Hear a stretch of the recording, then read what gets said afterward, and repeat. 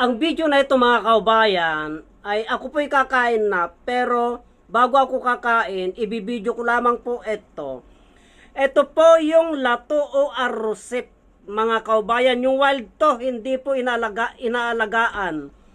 Ito po yung mabibisa, yung mga ganito pong klase na rosip o lato. Mabibisa po ito mga kaubayan, mas mabisa po ito kaysa yung malalaki na lato o arrosep. Kasi po, makatas po ito mga kaubayan. Makatas po ito. Ang proseso po ng paggamit po nito, tulad ng pinapaliwanag ko, kinakatas po yan. Ganito po. Ayan o. Ang katas po. Ang katas po mga kaubayan. Konti lamang po yung kinatas ko. Tignan nyo, ang dami niyang katas Marami pa pong katas yan, Tapos yung sapal niya po, pinapainit po yan, ibinabalot sa daon ng saging at itinatapal dito sa may goiter. At itong sabaw niya po, iniinom po yan. Ganyan po ang proseso ng paggamit ng arrosip na ito ng lato para sa goiter po. Huwag po nating baliwalain ang kakayahan ng arrosip na ito, ng lato na ito. Napakabisa po ito sa goiter. Yung iba po kasi, hindi nila alam yung tamang proseso kung paano gamitin ito. Kinakain na lamang po nilang ganito yan.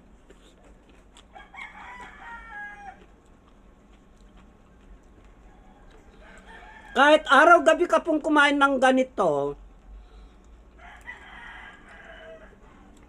hindi po magkakabisa yan kasi wala po sa tamang proseso niyan. Ang tamang proseso po, yung ganitong karami po na lato. Baka makakuha na kayo ng isang basong katas niyan. Bawat inuman po, 3 kutsara lamang po na ganon. So, ibig sabihin po, ito po, ay abutin na ng mga 3 araw ito na sa halagang 40 pesos po mga kaubayan. Pag matyaga po kayo na magtapal dyan bago matulog at inom po nito, ay makikita nyo po yung goiter nyo na unti-unti pong umiimpis yan mga kaubayan, kasi gagamutin niya yan loob at labas yung sa pamamagitan nito. Sa pamamagitan nito mga kaubayan na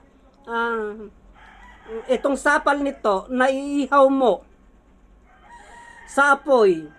At pag mainit na, medyo mainit-init na, itatapal po dito yan, Yung maligamgam po. Pag naitapal po yan, yung katas niya naman po, ay yun naman po ang inumin mga 3 kutsara mga kaubayan. Hindi po pwede yung masobrang ka ng pag-inom. Kailangan nakasukat din po yan para ka din pong umiinom ng gamot na medisina na nakasukat din po yan. Kung 3 beses isang araw, 3 beses isang araw. Ang proseso ng pagkuhan nito, 1 beses lang po isang araw yung pagtatapal. Sa gabi lamang po yan. Pero yung pag-inom ng katas nito ay kailangan nasa tamang proseso, mga 2 beses isang araw. Sa umaga, yung wala pang laman yung tiyan mo, inom ka na po. Inom ka na po. At sa gabi, bago ka matulog, iinom ka na po.